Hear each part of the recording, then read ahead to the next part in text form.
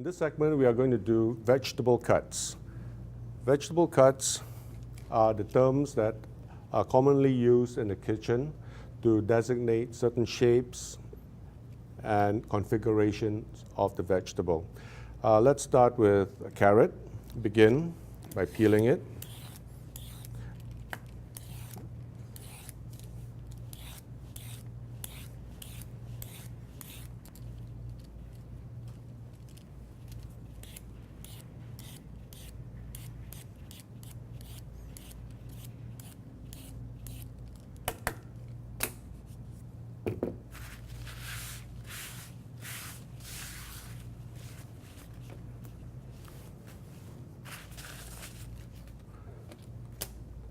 Now, if you notice this carrot, it will wobble on you as you cut it.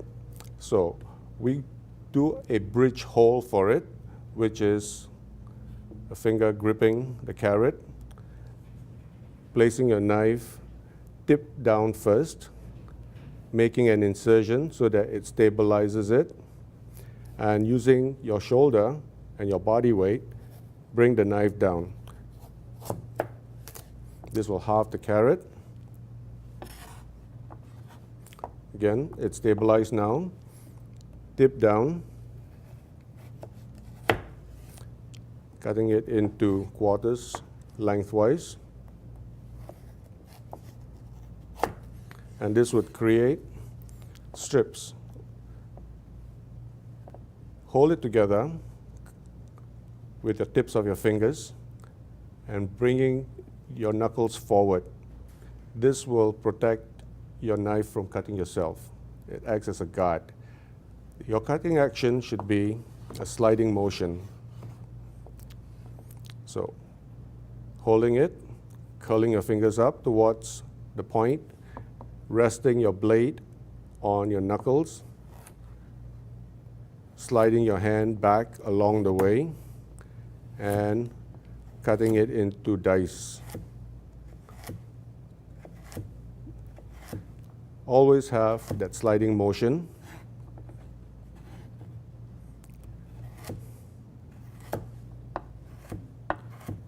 And this will give you a bunch of very even cut vegetables called dice. The reason why we want them all of the same size is that they cook at the same time.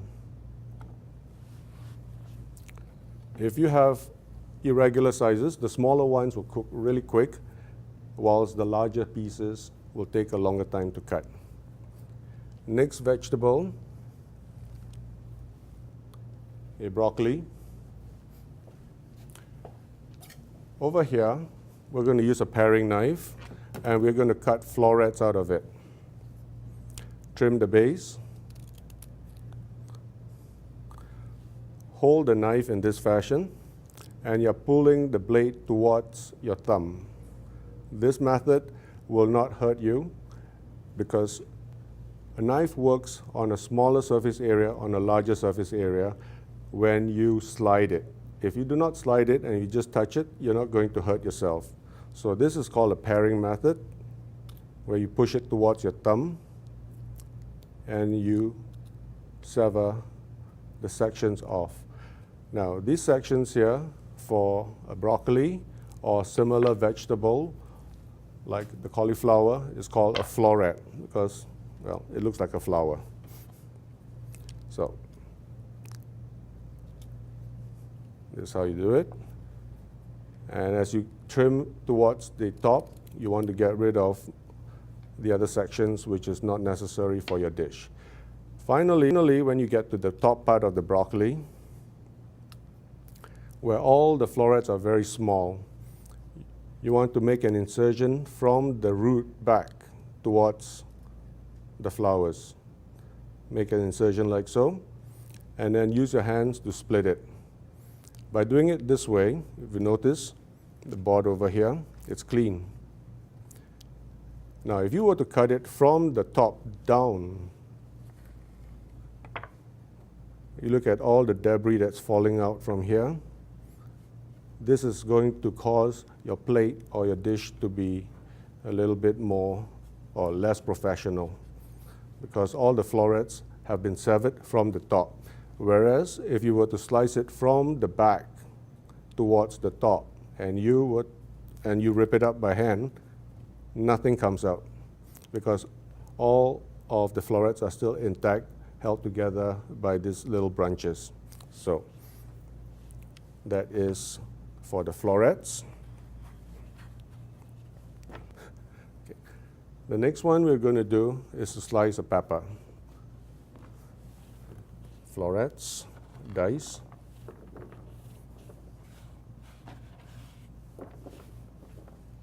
Now there are many ways of cleaning a pepper or filling a pepper. The one that I normally do is to take off the head, flip it over, take off the base, and from here, remove this membrane. It's edible, but it's a bit spongy. And this we discard. You can trim off any of the membrane. These are the fillets. For this section over here, sliding motion, we can cut it up into dice, which is good for soups. Same with this section over here, we discard the green stem.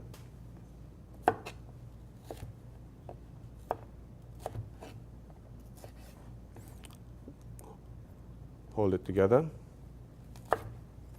Have a sliding motion. And you end up with dice. If you have different colored peppers, you can make a collage of more colorful vegetable accompaniments. Now, to slice this, hold it firm, use the tip of the knife, rest it on the cutting board, and you just drag your knife downward. This is a more effective method than actually slicing, because this way you will crush the cell membrane, causing it to bleed out. So with this method of slicing, you'll have a cleaner cut, and you will save the cell membranes from leaching out along the way. This cut here is called a batonette, which is like a strip. Anything thicker like this will be a baton. If you want it a little thinner,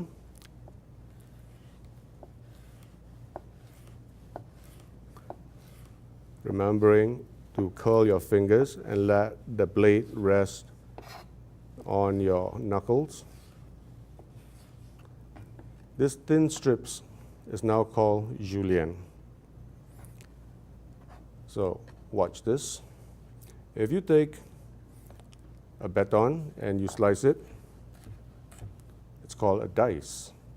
When you get a batonette, let me thin this down, which is smaller, put it crosswise.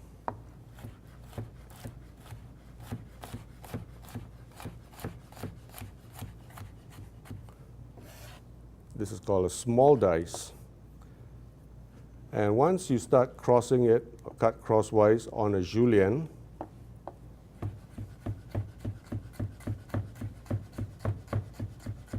remember, always have a sliding motion. These smaller cuts here are called brunoise. Okay? So this will be the common cuts, regular dice, small dice, and even smaller dice is called a brunoise. Okay, the next thing we're going to show you is to slice or dice an onion. This is a bulb, and you can start by cutting it into half. Now, all the lines or all the veins go in this manner, and you want to do vertical slice without severing the tip over there. This will help you maintain the integrity of the onion whilst you're slicing it. Once you've made the vertical slices, you want to do a cross cut and this will even out the playing field. Because if you notice this section over here, the thickness of it versus the thickness of the top, there are two different configurations. So by cutting it towards the side, we will even out the playing field, and that will halve the thickness over there. You don't have to slice it off completely. And once you've done that, you can just cut it or slice it crosswise. Again, tip of the knife pointing down and achieving a sliding motion. Once you get to a point where you cannot, or when you're losing your grip, you got nowhere else to hold the onion, you flip the onion down and you continue cutting crosswise, flip it over, and this would complete your dicing of the onion.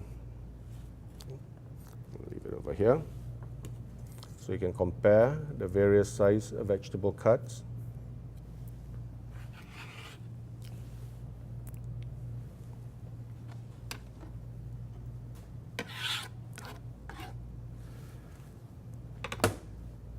For slicing the onion, this is the root. This is where all the leaves would join. You can take that root off because we don't need to harness it anymore. Put it down. And you'll have to decide whether you want this whole or you want this in a very soft and tender fashion. If you notice, all the lines, all the veins run this direction. Okay? If you were to cut it crosswise, you would sever the veins, and when you saute this, the onions will be tender. But if you need to keep the configuration of the onions, you will cut it this way along the veins so that they will hold the shape a little better. So to slice the onion, put your fingers down, curl it, rest your blade on your knuckles. And I'm slicing it vertically or with the grain. And then once you get to a stage where you have no more grip, flip it down and complete it. This cut is good for Oriental style stir fries where you want the shape of the onions to be intact. Okay. Sliced onions, and this is primarily used for stir fries where the shape is important. And if you're going to make something like a soup, French onion soup, you want to slice it crosswise. Okay. Next, mince. This is garlic. Now, when we are looking at any of these shapes, it requires a configuration on the finished product. For mince, it does not really matter. All you want is almost like a paste-like ingredient. Lightly bruise it. This prevents the onions from running around from you. Curl your fingers over and give it a first initial slice up. Once you have this done, collect it together. Do a rocking motion. One hand holding on to the handle, the other hand supporting the tip.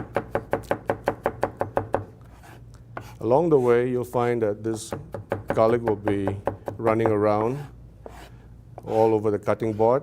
Use the blade to just gather them into a spot, and you just continue rocking it until you get to the size that you'd like. Now, be careful at this stage when you're wiping your finger on the blade. Keep it flat so that you will not cut yourself.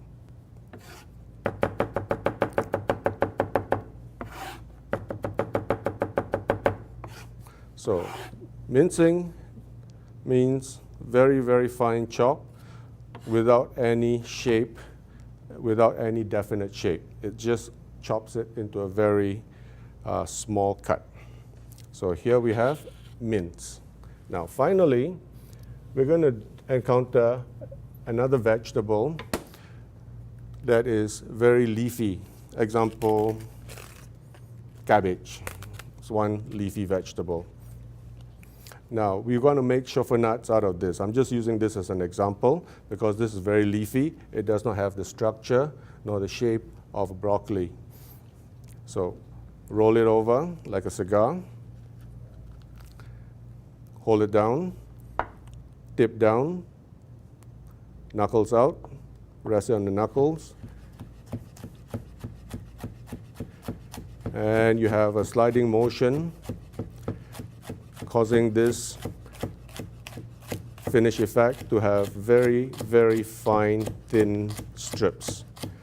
So, if it's a firm vegetable, it's called a brunoise, a julienne. If it's a leafy vegetable, it's called a chauffenut. Thank you.